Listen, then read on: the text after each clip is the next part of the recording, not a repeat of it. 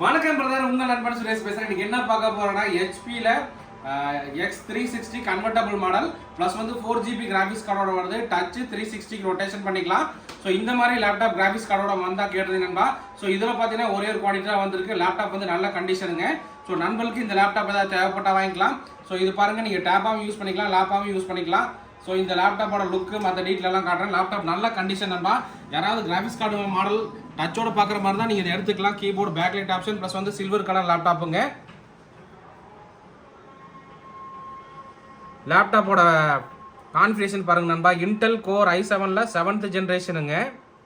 RAM பார்த்தீங்கன்னா 16GB RAM DDR4ல வருது.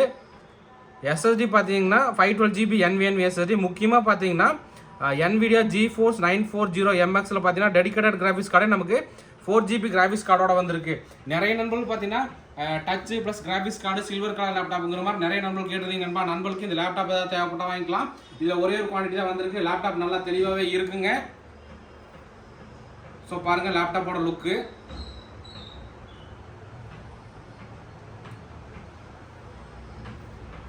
So இந்த லேப்டாப் நண்பர்களுக்கு ஏதாவது தேவைப்பட்டால் வாங்கிக்கலாம் நண்பா.